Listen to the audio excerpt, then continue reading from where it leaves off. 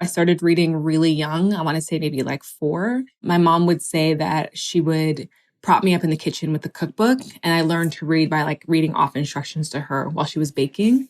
And I advanced really quickly. So I was reading what my parents were reading, for better or for worse. Like I was definitely reading adult things that I didn't understand. I remember once like asking my mom, like, what's a dildo? Because it was like in a Judy Blume. It's in that Judy Blume book, Wifey, when she started switching more to like adult books. I actually tricked my mom into buying that because she was like, oh, Judy Blume. And I was like, yeah, it's a kid's book. I was like, no, it was not, Like, there's dildos in here. Can't wait to get there. What's a dildo? And my mom was like, where did you hear that word? And I was like, I don't know. In that kid's book you bought me. I know, you bought me the book.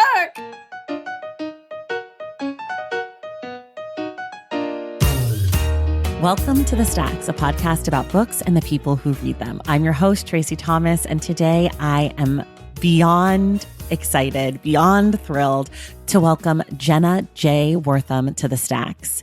Jay is a writer and editor and was the co-host of one of my absolute favorite podcasts, Still Processing.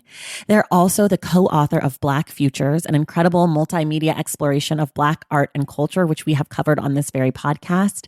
And today, Jay and I explore identity, culture, pizza parties, and so much more. Don't forget, our January book club pick is The Ministry of Time by Kellyanne Bradley. Jay will be back on Wednesday, January 29th to discuss this book with me, so be sure to read along and then tune in. And one more reminder, everything we talk about on each episode of The Stacks can be found in the link in the show notes. If you love this show and you want inside access to it, there's 2 ways to support us. You can subscribe to my newsletter, Unstacked, at tracythomas.substack.com. And you can join the Stacks Pack, which is our incredible reading community, at patreon.com/thestacks. One of the perks we offer around here is a shout out on the show. And this perk will be all gone come January 31st. So if you want to have your name read on the show, go to patreon.com/thestacks to join. And here are some of our newest members of the Stacks Pack: LaShawn, B, Danielle Clark, Kevin McCarrick, E.S., Candace, Lagunce Malort, Rachel Weatherimer, Stephanie Levitt, Julia, Samantha, and Cindy Griffin. I could not make this show without the support of all of you. Okay, now it's time for my conversation with J Wortham.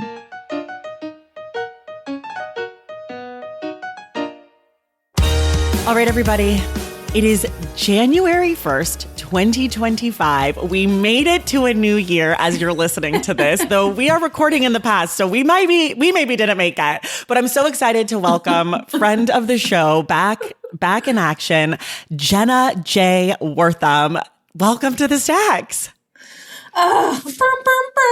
Happy New Year. I didn't realize this is when this episode would go out. Wow, I feel so honored. I know. I'm really excited to get to share this brand new year with you, even though we are still back in Luigi Mangione's year, the year of Luigi. We are, but we're preparing for the new year. So the energy is like very forward focused. Yes. We're very much like trying to gird ourselves and fortify ourselves and nourish ourselves in advance of 2025. So do you do like Reiki or something? You're very focused on energy. I'm very curious. Yeah. I do. I do, Tracy. I do all kinds of things. Pre-Panty One, I got trained in Reiki, sound healing, trauma-informed breath work, because I really wanted to be more of like a wellness worker. I wanted that to be kind of part of my, part of my life. And it is, but it's in a very small way. Like I thought I would open a practice, and the world has changed so much that that's not really feeling, I don't know, it's not feeling quite as exciting as it did before, but I still do practice privately. And I'm an herbalist, but I've been doing that for a very long time. When you say that you wanted to like make that more part of your life, was that in place of writing? No, in addition to, because I think what I learned over the years, as my writing turned a little more inward and I started working on more nonfiction projects and I started writing more about myself and not just doing straight on tech business reporting, which is how I got my start, I realized that it takes a lot of work to tap into the wells of vulnerability that kind of writing requires. And so I actually was doing all these practices to be more embodied so that my writing could be more embodied. And I love it so much that I was like, this is an offering that I want to make to the world. And I want it to be subsidized by my W-2 so that I don't have to charge, some of those services can be $200, $300, $400, $500 for 1 hour, which is accessible for some, but not my people really for the most part. Not for me. So, and so I always had hoped to offer something that would be kind of a counter to, and not to undervalue that work, but just to sort of be able to offer it in a way that would be just, much more accessible to people. So it was always something that I saw as kind of a sidebar to my main life. And it still is. It's just, I guess I thought in 2018, 2019, I was like, I'm going to have a little storefront. I'm going to it's going to be my writing studio in between seeing clients. And look, that could still happen, but it's certainly not happening in Manhattan or Brooklyn in the ways that I thought, just because the cost of living here is so astronomically high.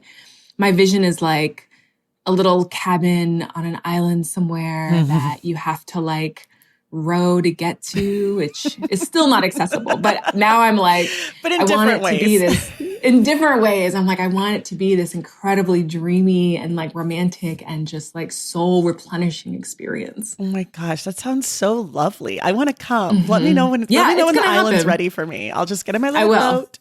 Here I come. We need it. We're gonna need it. Yeah, that's the thing. We definitely are gonna need a boat to heal, to take us to healing. Yeah. I just don't know how far. We might have to get in a boat that we can't row, because I feel like we got to get very far away, not just right off the coast. Okay, we sort of just dove in, but would you tell folks a little bit about your relationship to books? Were you a reader as a kid? When did you come to reading? When did you come to writing? When did you know that writing was a thing that you would want to do for money? All of that stuff.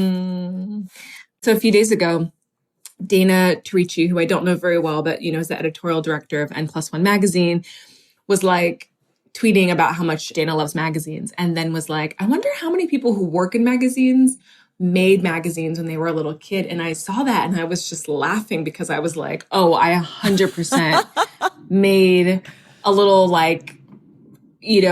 editorial sort of newspaper magazine. And then I tried to mail it, and the postal person was just like, I don't know what kind of serial killer staped together thing this is, but you cannot put this in the mail. So I've always gravitated towards trying to get what's in my brain outside of my brain and onto my body and into places where people can absorb it. And I think I was in denial for a long time. I just didn't grow up in a way where I had anyone around me showing or sharing or really teaching me that could be a job. Most of my family, I grew up in the DC, Virginia, Maryland area, right outside DC, in a place called Alexandria, Virginia. Most of my family works in the military. A government job is a good job. You've got benefits, you've got pension. Right. So that's sort of what we were steered towards, just reliable, steady salaries. Right. Which is, in some ways, it can be a creative job, but there wasn't really examples of that for me. So even though I love to read and my family were big readers, I grew up in a house where everybody was sitting around reading books constantly, whether it was Stephen King or cookbooks or R.L. Stein or Christopher Pike, whatever you could get at the grocery store, we were reading, and we were big library people, big scholastic, families. I always got the pizza party. I was kind of chunky when I was little, so I was getting that pizza party.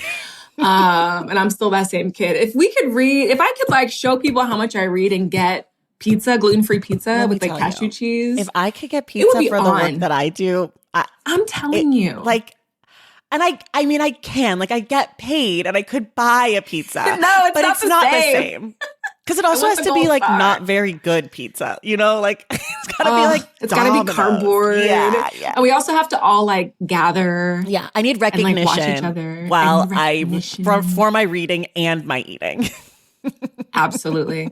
I know. And we are in a bit of we're in a bit of a literacy crisis. And I don't just mean in terms of people reading books. I mean, just reading comprehension, which I think we see over and over again as our lives get more digitized, even in miscommunications that we have over text message, which I'm having currently with 2 friends right now. But I think there's just so much that gets lost when all of our reading is kind of stripped of the human touch or human voice or human context. I mean, I It's like think I see this all the time on like Threads or Twitter or whatever platform, where someone will say something, they'll vent some frustration, and then someone else will come in and correct them, even though that wasn't the thing that the original person was saying, where it's like this miscommunication or the reading comprehension is just so poor. And I think some of it is like we're stripped of the human connection. And I think some of it is we're going so fast. Like we're not slowing down to be like, what is this person trying to say? Or even if you're like, I think they're saying this and I want to respond in this way, and not just pausing and being like, is there another way I could read this? Like, is there another way I could think about these same exact words? And it's that's what makes being on social media for me very uncomfortable. I'm with you 100%. And I think it's very much a condition of kind of living more in our heads and less in our bodies, which is like, hence why I want to do all this embodiment work. But if there's something that TikTok University has taught me, it's that our inner monologues can really leach out into the outside world. And so when you're reading a text, we're bringing all of our baggage, we're bringing all of our assumptions, and there's no checks and balances. Yeah. And I think when you're spending more time, I think when you're spending times in like narrators' heads and you're seeing them go through these same dilemmas, or you're seeing that's like the point of fiction to me. And nonfiction, it's like you actually build up like a vocabulary and like mental muscle for dealing with the worlds in a way. That I really feel like we're losing. So I think that's right. Everyone needs a pizza party. Everyone needs a pizza party. Yeah, because then you'll be more literate and you'll have pizza. So you'll be happy. You'll feel good. You said that everyone in your family read and you always had books around. Do you feel that you read as an adult what your adults in your life were reading when you were a kid? Ooh, this is a great question. In some ways, yes. In most ways, no. I mean, because I was a really precocious reader. I started reading really young. I want to say maybe like 4. Okay. My mom would say that she would prop me up in the kitchen with the cookbook, and I learned to read by like reading off instructions to her while she was baking. Oh my God, I love this. And I advanced really quickly. So I was reading what my parents were reading, for better or for worse. Like I was definitely reading adult things that I didn't understand. I remember once like asking my mom, like, what's a dildo? Because it was like in a Judy Blume. It's in that Judy Blume book, Wifey. The like one when she started switching more to like adult books. Yeah. And then that was around the house. I actually tricked my mom into buying that because she was like, oh, Judy Blume. And I was like, yeah, it's a kid's book. I was like, knew it was not, You're like, there's dildos in here. Can't wait to get there. What's a dildo? And my mom was like, where did you hear that word? And I was like, I don't know. In that kid's book you bought me. I know, you bought me the book. You got it. You got it.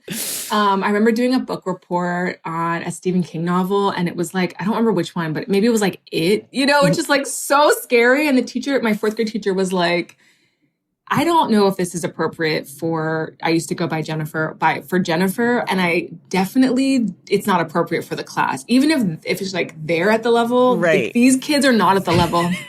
And I remember my parents famously were just like, so you want us to like dumb our kid down? Like, what do you want? What do you want us to do? Yeah.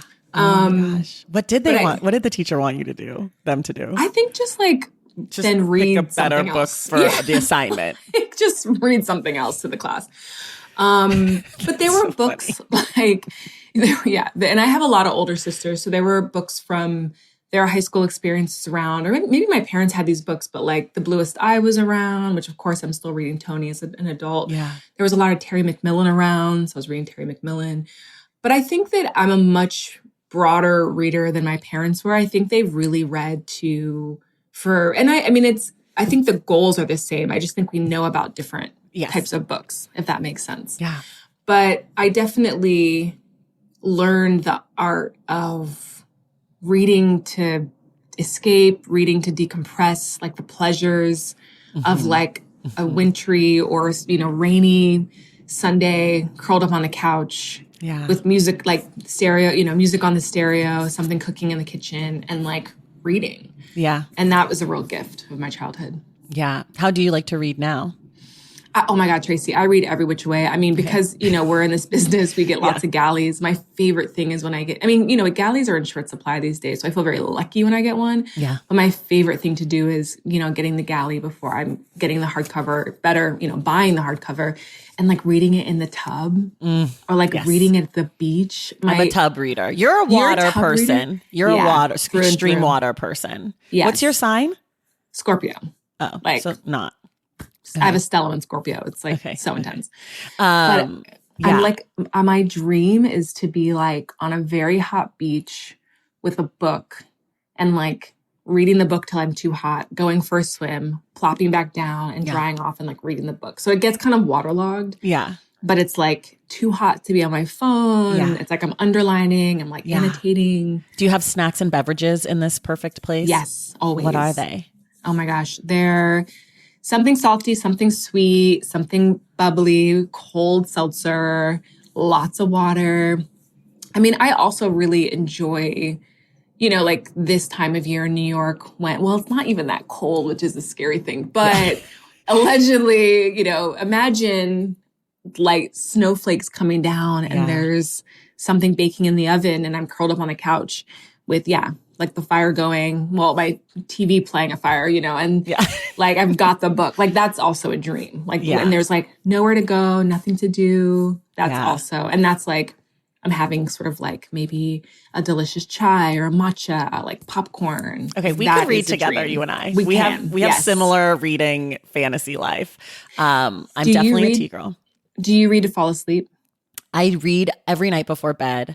Aww. And sometimes I don't read to fall asleep, but usually when I read at night, I'm so tired I fall asleep. Yeah. But if a book is really good or scaring me, I will stay awake. Okay. Do you read on like a Kindle or like, are you reading in print? Everything. I do print, I do Kindle, I do audio, and sometimes I do all three on the same book because I will get like a e-galley link of a book and then I'll also get a physical copy and then I'll request the library copy of the audio. So like if I have to read quickly, I might be consuming them in different ways. Like when I'm in the bathtub now, I've started using my Kindle because I like to turn all the lights out and then I don't have to have any light except for the light on my Kindle. Yeah. Or like a candle, but I can't really read by candlelight. Like it's like, I'm not quite that quaint yet. So I will do a combination of things and it just depends on what I have and what format is the easiest for me. Like I'm getting ready to go out of town and I'll just take my Kindle because I go with my kids and too much shit to carry like 3 books with me for a day, Yeah. Yeah. But I prefer a book. A book is a physical thing in my hands is my favorite, but sometimes it's just not practical. That's right. Yeah, that's right. Yeah. I'm trying to get back into a Kindle. I like it, like, especially when I'm out and about, I can throw it in my little fanny pack. And if I'm at the park with my kids and they're doing shit, I can just whip it out and read a few pages. Like it's really helpful. When they were little babies, I could take it with me. Like I didn't get into the Kindle until the pandemic started. So I didn't have one really before that. And my kids were born right before the pandemic. So all of my Kindle relationship is tied to my kids somehow. That makes sense. Which is like so weird to be like, this device is inextricably linked to my children. But yeah. Okay. I know you're working on a book length project. Can you talk about it at all? Will you talk about it? Yeah. Oh my God. I wasn't sure. When is it coming? Do you know? I don't know. Luckily, I will say this is the beauty of I'm working with Penguin Press. Like they have been very chill. It has taken me a very long time. I'm working on revisions right now and they're feeling really good, but it's such raw material that it's been really hard to feel comfortable enough to like go into the material. Okay. So there are these huge gaps where I just don't work on it, which is really unusual for me. Black Futures, which came out in 2020, I mean, that was a long project, but we were wrangling. It was just so much admin because we had like 150 contributers. And so that was really like it was like more paperwork oriented. Yeah. Yeah. So it was just really like man hours, human hours, like, how, just like, and then we finally hired an assistant. And we're like, oh, this is so much easier. Should have done this. We should have done this from the beginning, but great. You learn, you live and you learn. But this one, I'm like, oh my God, this is really like I'm trying to hype myself back up to get into this essay about recovery and my dad. And, wait, we should back up just a little bit. Will you tell folks the premise of the book? And if it has a title, at least a working title. Can you share it? And if not, that's okay too. Yeah. It has a working title, but I think this is what it's going to be called. But it's called Work of Body, and it's about dissociation and my relationship to being a very dissociative person and what it has looked like to figure that out and what it looked like to try to, and I'm using air quotes here, cure that. And then kind of coming into awareness that, well, this is sort of one of the default settings that I live within. And there's a very particular, set series of contextual reasons why. And then I think I interviewed over 100 people for this book, but just coming to realize that, so many people enter third places for pain management, for artistic channeling, for reprieve, and that it is, so many people said it was a necessary part of living in the modern world, which was needing to dissociate, needing to check out, needing to, to zip out. And so it's really kind of tracing this arc around expectations of wellness and thinking about the demands of humans and what is ours and not ours. And we're meant to dissociate to some degree. Like we're meant to spin in circles as little kids or play games and get lost in fantasy worlds. We're meant to read and consume art and lose track of ourselves to gain access to other experiences of ourselves. And then there's kind of a spectrum of more maladaptive responses, which I kind of get into as well. Interesting. So it's got some memoir to it and then some sort of like a lot reported. of research, a lot of memoir. Yeah, it's blended. Amazing. Am I crazy to think that at one point this book was about butts? Like the rear end? Did I make that up? That you were writing a book about booties? Whoa. Should I do a book on booties now? Why did I think you were doing like a whole book on the backside or something? Did I make that up? Oh, no, you didn't make that up, but I think that's someone else. I think there is a book on the backside. There is a book that came out about butts, but I, for some reason in my mind, decided that's a different book. It's like yellow and it's got a peach on the cover. But I, for some reason, feel like I heard you say this years ago, but I could have made it up. I don't know. Well, maybe you don't remember. Heard me say something, but that isn't. I don't remember a lot of things. Like maybe you tapped into something that this. Well, anyway, so this is not the butt book, but I would love to do. This was never a butt book.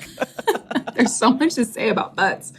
I feel like there is. That's why I was like, Jenna's writing a book about butts. Butts, yeah. The butt does come up a lot in this book in relationship to my body and how I perceive it and how my figure has a lot of gender signifiers attached to it. And because I'm non-binary, I've dissociated from notions of gender. And so that's a very common arc in a non-binary trans story. So there is some butt stuff in there, but okay. I'm going to write this down. I'm going to look into this. I don't know. Great. Let's see.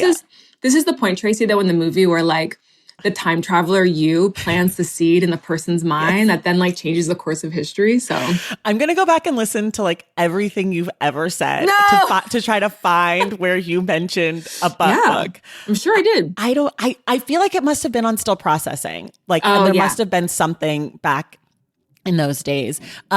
Which should be said is maybe the most important podcast in my entire life. I love that show so much. I think about certain episodes still, like after the travel ban, the episode you guys did with the New York Times food person who like talked about like this like golden milk recipe or something and like comfort foods. Yeah. That episode and the Stay Woke episode. That one. Oh my God. Like I think about the show too much, unfortunately for me, but I just love. Not a question, just a comment. But I do have a question. We were talking about this before we got on, which is your name. Professionally, you go by Jenna Wortham. Clearly, there was a point in your life you went by Jennifer, and now you use J. And I want to hear you talk a little bit about sort of considering to use J professionally or not, how you think about that. Obviously, you have a body of work. I just read that Lucy Sant book. I heard her call my name, and Lucy talks about kind of trying to figure out what to do. And in their case, it was just the addition of one letter. It went from LUC to LUCY. But even still feeling like I have all this work as this other name. And so I would love to hear how you're thinking about that. Yeah, it's been a real conundrum for me. And I think too, it's been really lovely for most of my professional outlets. I'm just going by J, but I never announced. I mean, I never even announced on Instagram that I was going by J. I just sort of put the rest of my name in parentheses on Twitter and Instagram. And it was actually really nice to see a lot of people notice and just start calling me J or asking me about J. And the decision to shorten my name even more maybe it was 2020, to be honest with you. So I'll back up. So I was born Jennifer, named in part for my father's mother, who is named Virginia. But because I lived in Virginia, It was like, are you going to be Virginia in Virginia? No. So Jennifer's close. And then when I was in some elementary school grade, there were many Jennifers, was a popular name in the 80s. And the teacher mixed us up. And so my parents were like, why do your papers, I think the other little girl's last name was Hall. So they were like, why does your paper say Jennifer Hall? And I burst into tears and I was like, because the teacher keeps telling me this, she keeps telling me I'm wrong. And so my parents were furious and they were just like, this child knows who they are, you know? Right. And so my dad was like, well, you can be Jenna. And so then I've been Jenna ever since. And so much so that people in my life, when I have to Zelle them or do a wire transfer for whatever reason that you have to send your friends money through the wires. But, sometimes it happens. And they would be like, I'm sorry, who's Jennifer? And I'd be like, oh, like, it's just so, or like traveling with friends and like they see your passport and they're so horrified and they're like, you're such a Scorpio. And I'm like, it's not that. It's just, I truly don't feel connected to that name. Right. Right. And then I always, there've always been people in my life who've called me J or just the letter J-A-Y. There were always people in my life who called me Jen. I never went by Jen. But there was just a period of time in my life when people were really just calling me J and I liked it. And I was just like, this fits. I'm coming into understanding of myself as non-binary. I feel like something even shorter and more gender neutral feels really good. And so I mostly started using it on the podcast, which was great. And Wesley, who was my co-host on the show, who I'm seeing later tonight, actually. We still make the show. It just doesn't get recorded. That's like the funny thing. It's like all of our interactions are like that. Episodes. Okay. Well, can you just record a little bit for me and just send me a little? We should. I know we have this is a cul-de-sac, which is what we would call in the show. And we would like open a new tab without closing the first one. But we had this moment when Wesley called me and he was having a lot of feelings about Luigi Mangione. And we were like talking on a street corner in Bed-Stuy. I was on the phone and like somebody passed by who I was like, I think they can hear us but like maybe they know the show because they were just watching so amused and he was just cackling and I'm like, but this is why this is related to Wicked and he's like, keep going. We're just like having this whole back and forth about like Luigi and like pain consciousness and like Wicked and like the fact that there's this global movie out that's about erasure and pain and like the cost of a society run by essentially corporations and like no, we're not like connecting any of these things. And so we still make it, but it would be fun. I mean, maybe we'll do it in the future. We're both just so busy. I mean, you're both so busy and you've like both totally, glowed, not glowed up, glowed out. Like you've glowed more. But I know I'm not alone, but I personally, there are things that happen in the world where I'm like, I wonder what Jay and Wesley would say on this. I know. It's honestly a relief to not live at the velocity of the news because it is not a human pace. Like it's not meant to be legible. I think it is meant to kind of break us. I think it's meant to overload our systems a little bit. And so I'm really, really grateful to not have to try to condense it and then also try to negotiate with like the ever conservative media atmosphere, like try to negotiate to like what we can and can't say. So I'm truly grateful around that. Yeah. But going back to the name thing, back to the cul-de-sac or out of the cul-de-sac. Out of the cul-de-sac and we're putting the car in reverse. But I want to know what you think because I have been very worried that if I release my new book under J, people won't find it. So I think that's why I've been using J quotations, Jenna quotations J Wortham, because I want it to. I don't think so because your last name is so distinctive to me. So to me, and also, not that it matters, but like there are people who drop last names completely because of marriages that fall apart, right? Like this happens. People do change their names professionally or they add a last name because of a marriage, so I feel like there is precedent not that matters, but I don't think that it does. Yeah. But like, I don't think that it's something that people can't wrap their brains around. Obviously, like transphobia and like that will be part of it, of course. But as far as people in good faith, like I don't think it's hard. I also think like it would still be filed basically in the same place because it's still the same initial last name, right? Like it's still J Wortham or Wortham, comma J. Oh, you're blowing my mind. So to me, I think it is not anything that myself or anyone who wants to read your work would have a problem finding it. And also there'll be so many people who come to you because of this book who will only know you as Jay. And if that's how you want to be known going forward, that's how you should introduce yourself to those people. That's what I think. But that's really interesting. I mean, that's so helpful to think about. And it does help kind of normalize this idea that people change their names for all kinds of reasons and that there's no hierarchy of legitimacy. It's just a thing that happens. And I'm trying to also remember that for myself.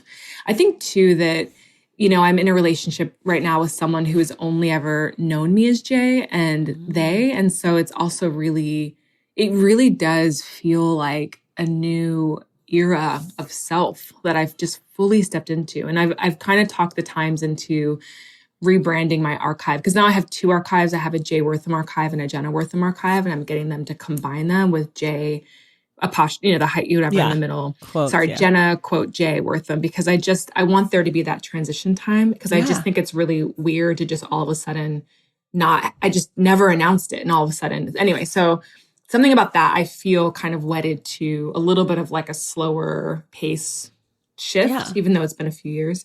But that feels good. And then I feel like I can just be Jay because now it's kind of, you see both. Yeah, and then when you only see one, it's all together. And that kind of consolidation helps me just feel a little less scattered. Like I just don't want myself to be, and Jenna's not a dead name. So people say it and I don't like it because I'm like, who are they talking about? But it's certainly not a dead name. And it doesn't bother me. And my family is like, they're always like, Jenna, Jay, Jen, like they can't, their brains glitch. And I'm like, they're like, we're going back to Jennifer. Okay. No, truly. Like my sister is just like, I'm just calling you Sissy, which is what she's always called me. But yeah. I mean, names are also so interesting because some people feel so closely tied to a name or a nickname or whatever. And then some people there's some people I know who have like a million nicknames. So they don't have any real tightness to that. Like sometimes I'll ask someone like, oh, how do you pronounce your name? I'll be like, oh, are you Carolyn or Caroline? And they'll be like, either. I'm like, what do you mean? Whoa, that's cool. Like, I'm terrified by this. I'm like, you don't have an opinion of how you'd like to be called? And they're like, no, either one is fine. Like people mess it up all the time. And I'm just like, okay, well, how do you say your name? But I am fascinated because I have a name that doesn't really have nicknames that like, I have them, but it's like T or TVT, which are my initials. But I don't have like you can't really shorten my name. Like, so Trace? I've always just, sometimes people call, but not really, never stuck. Okay. My brother sometimes calls me Trey. Like there are people who call me nicknames, but the name Tracy is just, it's a whole name, you know, like it's not like Steven where you could be Steve or Stevie or like, you know what I mean? And so I think I have different thoughts about names because I'm like, you just use your name. You use your whole entire name because that's all you have. But I have always been jealous of people who have like lots of options. I hear that. No, I really hear that. I mean, there's something about being unattached to a name that's also really powerful. And it's a little bit like, you know, our names are so imbued with our parents' desires for us. Yeah. And so there's something really lovely also about kind of stepping outside of that. And people also sometimes think I'm saying Jade when I introduce myself as Jay. Sometimes I'll say, just the letter. And I have a little diamond Jade now that I'm wearing, but it's tiny. I need to get a fat one. So if anybody has recommendations, I just want like a fat ass J. But I also want like a fat ass Scorpio. So I'll get both. We'll see. Like, let me get together. Maybe the Scorpio has like a diamond J on its back or something. It's sort of in the shape. You could get a Scorpio that's in the shape of a J, right? The tail kind of, that would work. Can do like a little, but it's nice because sometimes I'm like, Jade. And then I'm like, maybe I am also a Jade. I don't know. Like, it's just like, but I'm not. But it is kind of fun to just be like, I don't know. Yeah. Okay, we're going to take a quick break and then we're going to come back and talk about books. Valentine's Day is upon us and I've got love on the brain. Love for books. Duh, of course. Hello. Did you forget what podcast you're listening to? I love bringing you all great reads, exclusive author interviews, and behind the scenes book gossip. But I can only do that with your support over on Patreon and Substack. Our Stacks Patreon community, also known as the Stacks Pack, is where you can go for book club meetups, a private, very active Discord, and a year-long mega reading challenge to help you achieve all your reading goals. Plus, you also get that monthly bonus episode. Now, over on the Substack, you can subscribe to my newsletter, Unstacked, where I keep the book conversations going. I also give you a healthy dose of sports and pop culture, definitely some hot takes happening over there. And again, that bonus episode. If you don't have a few dollars to spare, don't worry. There are free options on the Substack and the Patreon to get you a little extra Stacks magic. Making this podcast is a total team effort, and by supporting my Patreon and my Substack, you allow me to support my amazing team that makes the show possible every single week. So if you or your friends are looking to meet other book lovers and support this indie podcast, come hang out with me on Patreon, Substack, or both. I would love to have you. And since we're talking about love, you can gift subscriptions to the Patreon and the Substack for that special reader in your life. For the Stacks Pack, head to patreon.com/thestacks. And for the newsletter, head to tracythomas.substack.com. And also, there are links to both in the show notes. Okay, see you in the Stacks. All right, we are back. I know that you are a preparer, and I don't want you to be mad at me, but I do one surprise thing every episode. Okay. Someone has written in and they're asking for a book recommendation. You only have to come up with one, but don't be mad at me. Okay. No, I'm not mad. Okay, this is from Katie. Katie said, I need help reading about history from other countries. I read a lot of U.S. history, but I'm in despair about how our country fucks things up and continues to fuck things up. So I'd like to get some global perspective. Any titles about other countries' history and how they fuck things up / we are all doomed. JK, kind of. So I came up with 3 books that I want to read for similar reasons as Katie that I have not read but have come highly recommended. And I can go first, and then if you need a second to think and okay. So my first pick is King Leopold's Ghost, a story of greed, terror, and heroism in colonial Africa, and it's by Adam Hochschild. I think that's his name. Mother Jones, the founder of Mother Jones. Yeah, and it's a deep dive into King Leopold II of Belgium, who carried out like a very brutal plundering of the territory around the Congo River.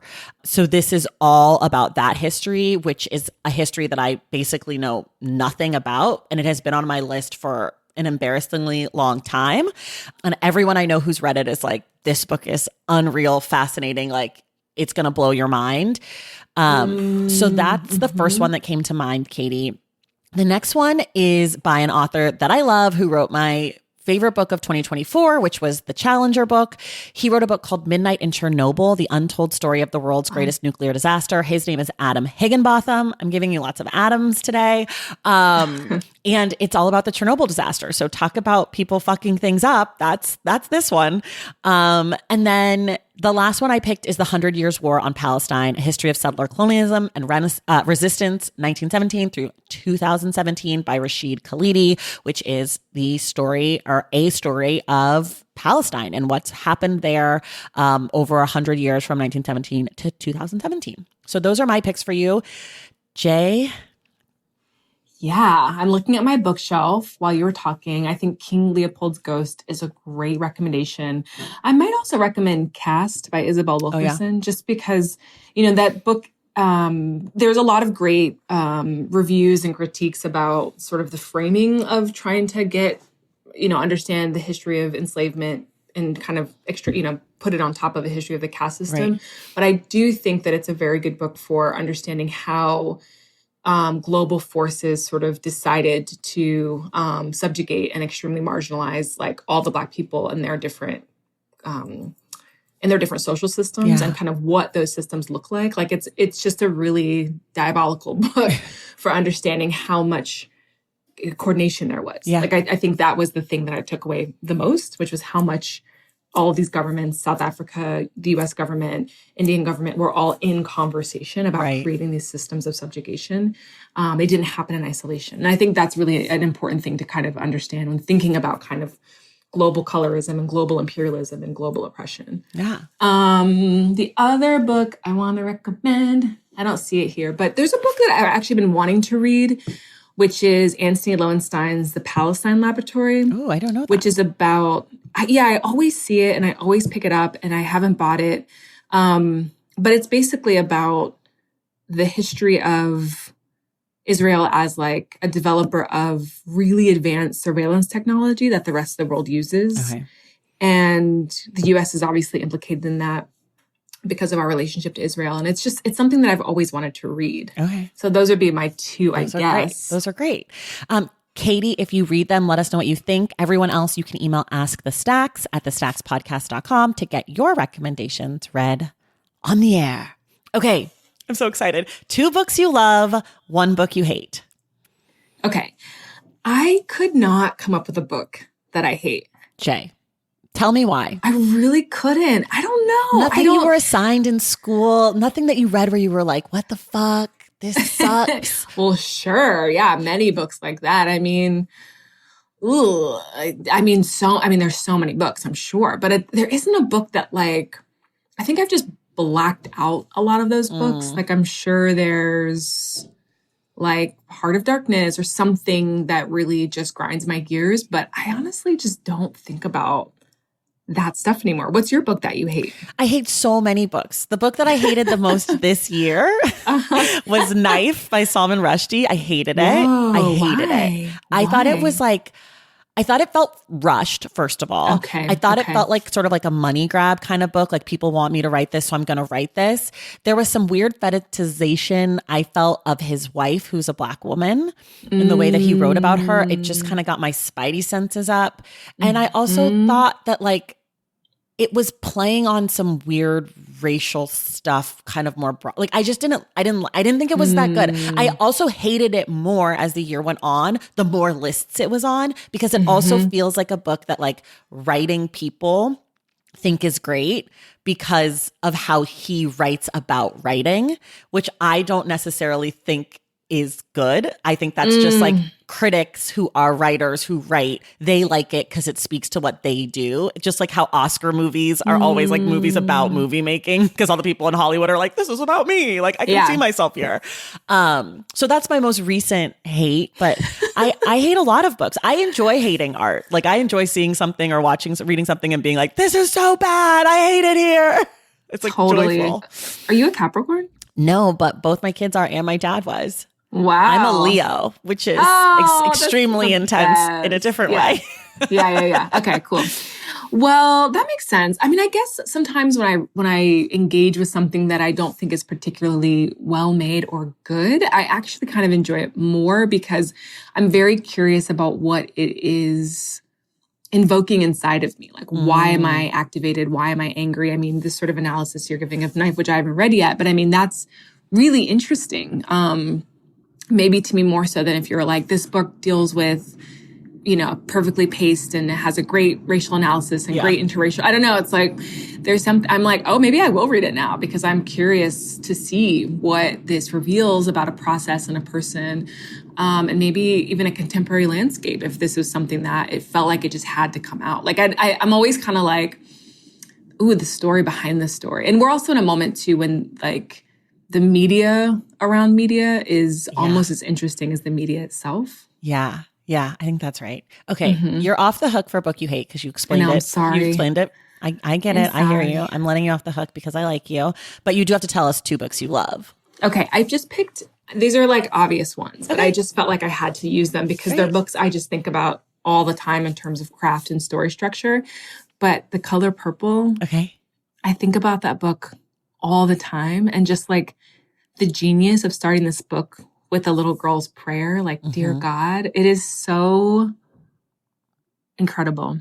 And then Beloved, which is also a book I think about all the time because it is truly one of the most layered, if this world was just and not organized around whiteness as like the default setting for everything, there would be, and there may be, honestly, I haven't looked into this, but there would be just like so many Reddit threads devoted to the layers and layers and layers of referential symbolism. And, you know, Christina Sharp, who wrote Ordinary Notes, which is actually one of the best things I've ever read. It's like amazing. Truly, that's a book I love, like an incredible book. I sat in on one of her classes that she was teaches in Toronto. I'm like, I don't know. I forget what university now because my brain is at half speed. But she was teaching a graduate seminar on Beloved. And I was able to sit. I was like, I want to audit this whole class, you know? And she was like, LOL. And I was like, no, I'm so serious. Like, I would come live here and take this class.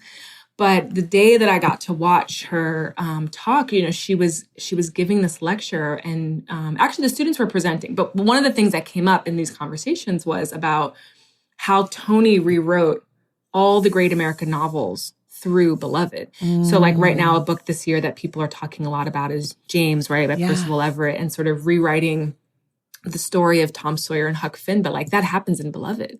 You know, Denver, the white girl who finds Beloved before she's fully escaping, finds her laying in the grass, just like Jim. Right. So and she describes her as a snake, which is kind of how Jim describes seeing Huck Finn, or maybe maybe I'm not getting that detail right, but the snake imagery is also invoked in that initial encounter, and they get on a boat together and they travel down the river. I mean, she does this over and over again in this book, and so, you know, I just saw Interstellar in IMAX. Lincoln Center, like when I should have been working, but like instead we got tickets and went. And then I got home and I was reading all of the comments on Reddit. And it's just like, yeah, Beloved deserves the same obsession. Right. It is such an incredibly rich text. Have you read or heard Toni Morrison's lecture on goodness? Probably ages ago. It's from like the Harvard Divinity School. So I just read it on a recommendation from Saeed Jones.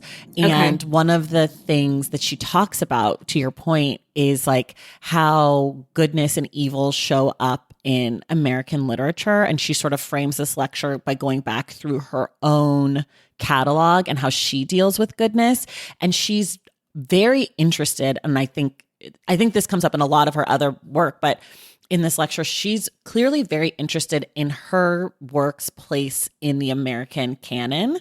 Not necessarily like that she feels she deserves a place, but that her work is always referencing those things. So it does not surprise me to think about Huck Finn in relationship to Beloved, or any other sort of air quote great American novel showing up in any way in her work. And I love Shakespeare, and I'm convinced she did too, because there are so many like references or little scenes that remind me of like other moments in Shakespeare where I'll have that feeling of like, this is that scene, or like, this is Macbeth, this is whatever. And so I think she really was like leaving us, or wanting us to connect the dots between the things that we consider great, and that both we and great should probably go in air quotes too there.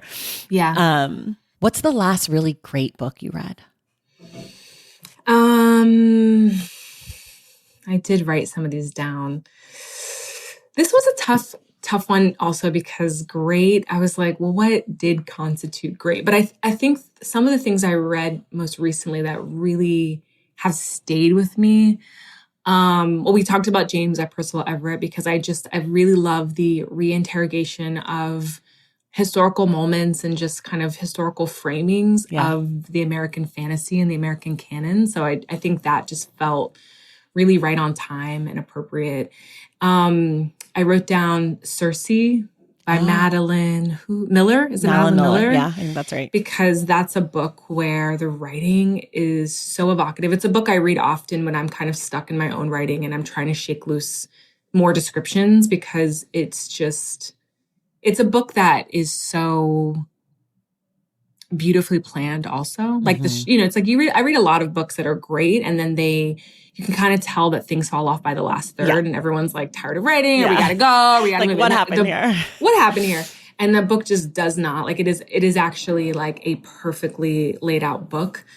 Did you ever read the Broken Earth trilogy by I N.K. still have Jemisin? never read it. That's on I my to-do list freaking in love those 2025, books. at least the first. Oh my God. Also brilliant. I just really was like blown away. And I'm not like I struggle with kind of, it's like a sci-fi, it's like more fantasy though. And it's like, that's just not my realm. I would love it to be, but it's just not. Okay, but you picked Ministry of Time. But that's more science fiction-y than fantasy. Okay. I think. Okay. Right? Well, I don't know. But so you like a little sci-fi in your reading life. I thought Ministry of Time was great. I think, and we'll talk about it more, but I thought it was a great book because I like books that are set in the future or like the near future, but they sort of read like present day. And the only thing that's different is, there's a bit of embellishing around, just giving you these hints like, oh, we're not in the 20th century, the 21st century. I think, that movie, the new Aubrey Plaza movie, My Old Ass. Oh, yes. Does that really well. Okay. I haven't seen it There's yet. like these little moments. Yeah, it's basically like this teen girl is able to access herself as a 30-year-old and they form this friendship. And there are these moments when Aubrey Plaza, who's the adult, will be like, damn, you're eating that salmon, enjoy it. We don't have that anymore. And then you're like, oh shit. And then you're like, wait, what year is the current movie we're watching? Right. Because they're so rural that you can't tell. So I love those kind of intimations. Yeah. Wait, I was also going to say The Vaster Wilds by Lauren Groff. Oh, yeah. Okay. You love that. That book's insane. I mean, I just really appreciate the craft of fiction. I'm not a fiction writer. I do pretend to write fiction in my spare time just for fun. But I really admire when someone can really create an entire world that I just get so absorbed into, which is very hard to do. I read a lot of fiction, a lot of it I'm just kind of like thumbing through. Like I want to see how it ends. But this book, I was just like in it. And the story, I was in it. And the story is like, it's, if anyone hasn't read it or they're interested in it, it's the story to the best of my memory, but it's about a young woman who is like an indentured servant who gets conscripted to travel with this wealthy family to a colony in what we call America. And the family runs out of money. There's no food and they're all starving and she's being abused by the family. And so she just takes off into the wilderness. And, you're not rooting for her. Like it's not, she's not the problem in the construct of this new world that's being stolen. But, she's also part in some ways of the problem. And so it's really interesting to read the story of like what this land was like, this imagining that Lauren has of what this parcel of land, they're in Virginia, and like what it was like, who's living there, like what it looked like, what it smelled like before future Americans fucked it all up. And it's just this really tender portrait where there's a bit of neutrality around this protagonist. I just thought it was phenomenal. I was like, Lauren, your mind.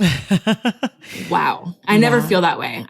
I was like, your mind. Wow. And then I was going to also say R.O. Kwan's Exhibit because it's a slim book and but it doesn't feel short. Like it just does a lot with the space. And it's a book about desire. And it's a book that put a lot of things, into queer desire that I don't often read about.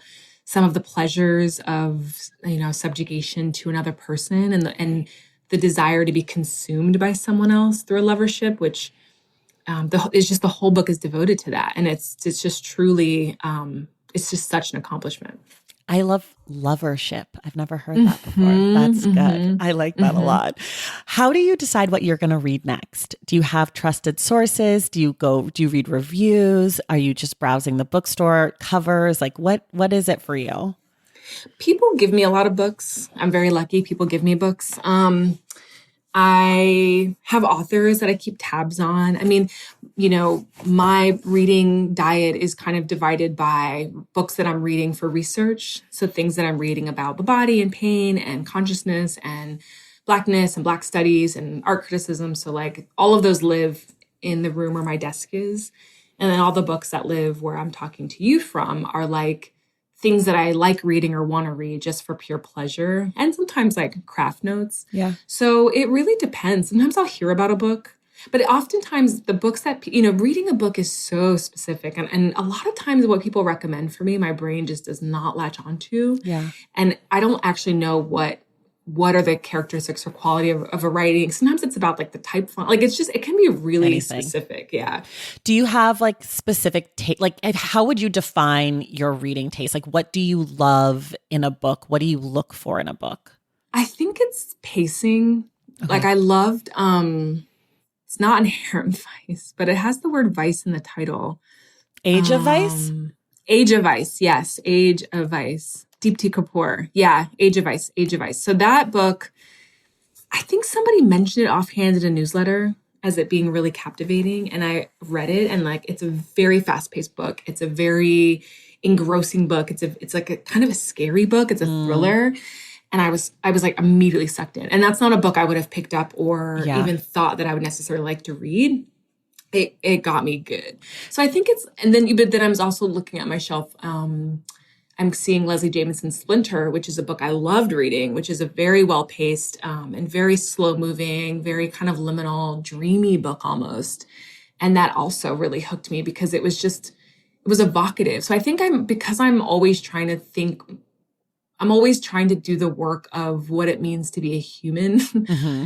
And I don't necessarily just want to keep reading like, I don't know, Pima Chodron. It's like, I really look for all books that kind of explain something to me more about the experience of the gift of life or just what it means to be alive. And so I'm just kind of looking around. I loved What It Takes to Heal, Prentice Hemphill this year.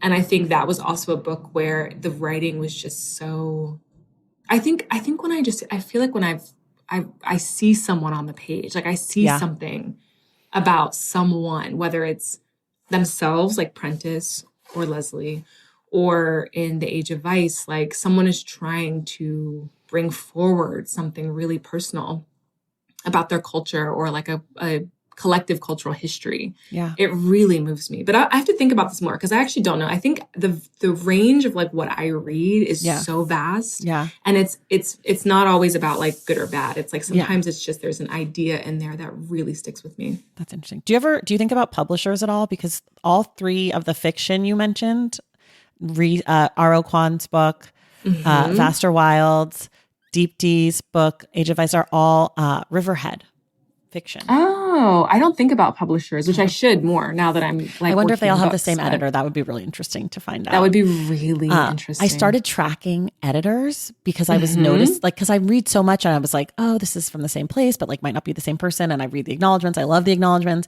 And I started realizing like I have favorite editors. I didn't even know, but I have favorite, like there are people who edit that I'm like, oh, I love what you do. Like I love your books. And that's like become a really fun, like super inside books kind of opinion to have, like, who's your favorite editor?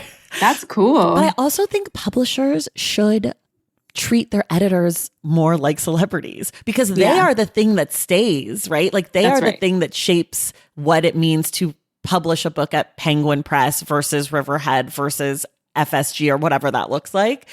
But no editors ever want to be in front of anything. Do they list editor? I'm like, I should know this, but I don't. But are editors' names like listed in the books? Like, how do you find this out? So usually it's just in the acknowledgments. So like, I want to thank my editor, and then I just put it in my little spreadsheet. But some publishers are starting to have like credits pages. I think Pantheon started doing it. So it'll be not only the editor, but the marketing person. Oh, I love that. And I love that too, because first of all, those people work really hard on books and books are not just by an author. Exactly. But also I love to just see whose hands are in what and to like compare my experience with them. But enough about me. Okay. What is the last book that made you laugh? Okay. Let me think about this one. One is, a book called An Absolutely Remarkable Thing by Hank Green. Did you read that? I didn't.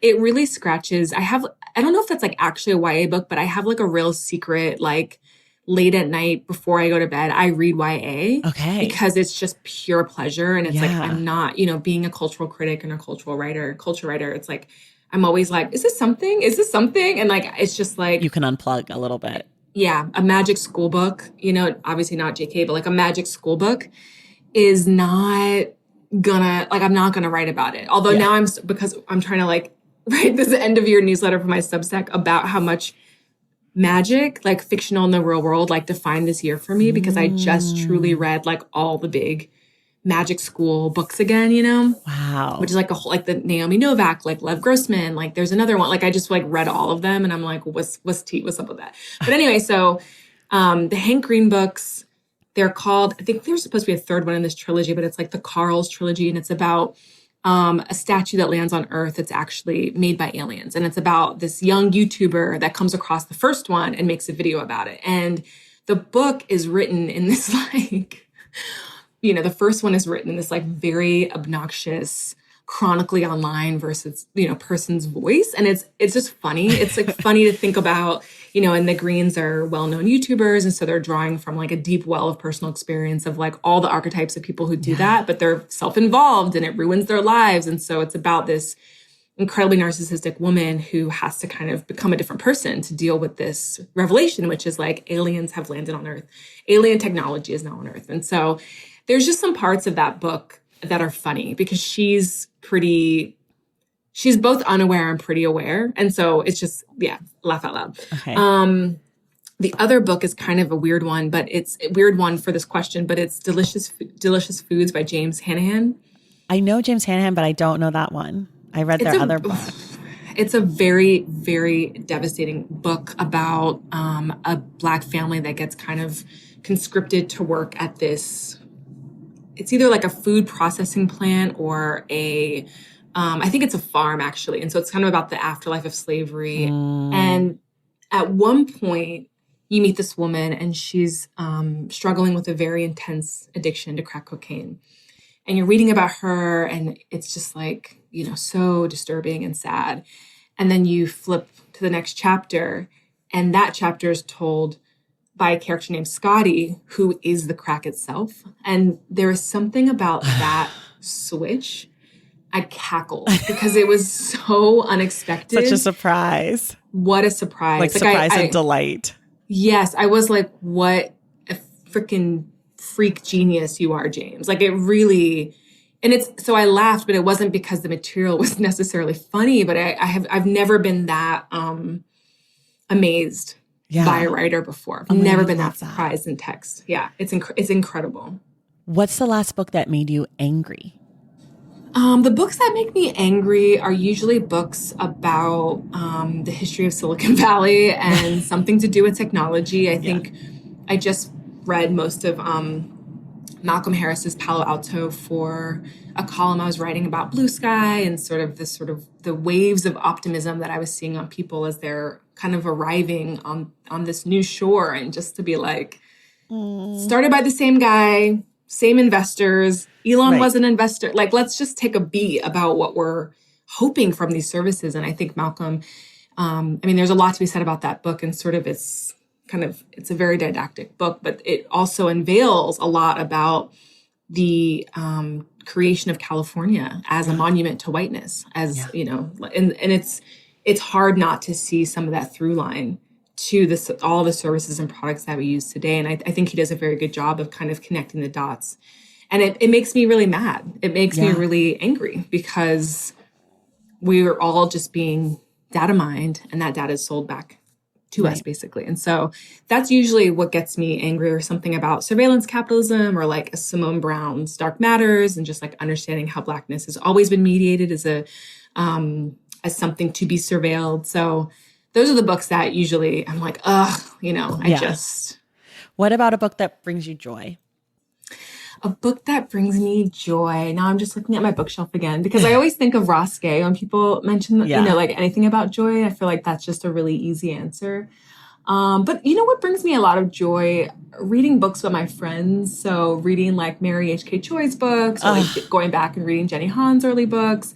Like those are the things. I really get excited because we know intimately how hard it is to write a book. Yeah. So I just feel this like pride and I'm like, you did it. You did it. So those are the things that like really delight me. Or like Angela Flournoy's new book coming out, The Wilderness. That's coming out in September, I think, right? Whenever I see the cover, I'm just like, I don't even know what it's about. And I'm like, so happy. I love that. I love that you're friends with Mary. That's like the coolest friendship ever. I think everyone listening is like, we want to be friends with Mary and Jay. Okay, we're running out of time, so we've got to just do the last few. I do want to know, if you were a high school teacher, what's a book you would assign? What are high school books also? Like, is it? I mean, nowadays I feel like teachers, like some of them are like branching out a little bit. Okay. They're not doing like the same, but I do think still people are doing Great Gatsby. Like I still think there are some of the same old are still around, but I also think some teachers are trying to teach more YA books in school. That's cool. Which is like, we didn't have that. Like YA didn't really exist. You know, like I think if To Kill a Mockingbird came out today, it would probably be considered YA, right? Like Catcher in the Rye would probably be like dark YA, like moody YA. So moody, emo YA. Okay. I think they're trying to do some of that, but I don't know. I'm not in high school and I'm not a teacher. I would definitely teach Persepolis by Marjane Satrapi, which is a book that really transformed me when I read it as a young person. I had never read anything in that kind of graphic style, and the visual narrative and grammar is so compelling. But I would also teach like the Black greats and kind of find a way to draw contemporary comparisons to like things on TikTok. I'm obsessed with TikTok. So I would probably do like Their Eyes Were Watching God, which is a book I love, and then be like, yeah, you could think about this book in a way of like the T. Cerise kind of who TF the fuck did I marry? And like, you know, because there's, you know, that's what Janie is doing. Janie is just, who the F am I with? And then she eventually is like, oh, I have to be with myself. And so there's so much in there, like the writing, the prose, the detail. I mean, God, Janie and Tea Cake, it's just everything. I mean, that's a book I would love to teach and talk about. I love that. Okay, this is the last one for you. And this is very important because you are the last person who will answer this question in this way for the next 4 years, which is, what is the book? If you could require the current president of the United States to read one book, what would it be? And as of now, that current president is Joseph Robinette Biden. This will be his last month getting this recommendation. I mean, any book, like any recent book. I mean, I don't even know. Like what?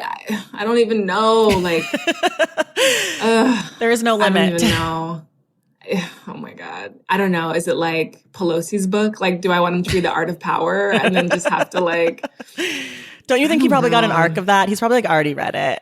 Yeah, he listened to an audiobook while he's like in his cryo tank. He's like, yeah. Yeah. I don't know. I mean, I want him to read something about like, I don't even know. Okay. We can give him the Pelosi. We'll take it. Cause I just feel like he needs to read something about like how his actions have set into motion, like just a cataclysmic series of events. But I'm like, is he even going to absorb it? I don't know. Maybe I'm just like, it would be cool if he read, like, I'm looking at this anthology of Black lesbian literature called Does Your Mama Know? Like, it would be great if he just read that. I don't know. Yeah, I'll take that. You know? That's great. Okay. Okay. Jay is out of here for now. They'll be back January 29th, where we're discussing The Ministry of Time for book club. Jay's already read it. I've not read it. So we'll see. I know this book has been very polarizing among people in the book space. So I'm excited. Really? Yes. Some people really don't like it. Some people love it. We have not really done sci-fi on this show very much. So I'm excited to do that because that's sort of out of my comfort zone. So new year, new me. I will link to everything we talked about today in the show notes. And everyone else, we will see you in the stacks.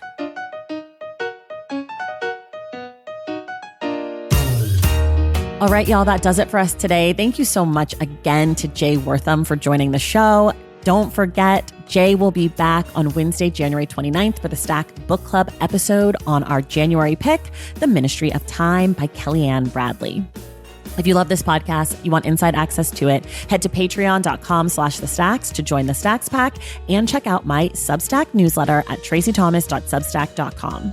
Make sure you're subscribed to the Stacks wherever you listen to your podcasts. And if you're listening through Apple Podcasts or Spotify, please, please, please leave us a rating and a review. For more from the Stacks, follow us on social media at The Stacks Pod on Instagram, Threads, and TikTok, and check out our website at thestackspodcast.com. This episode of The Stacks was edited by Christian Duenas with production assistance from Megan Caballero. Our graphic designer is Robin McCrite, and our theme music is from Tagirgis. The Stacks is created and produced by me, Tracy Thomas.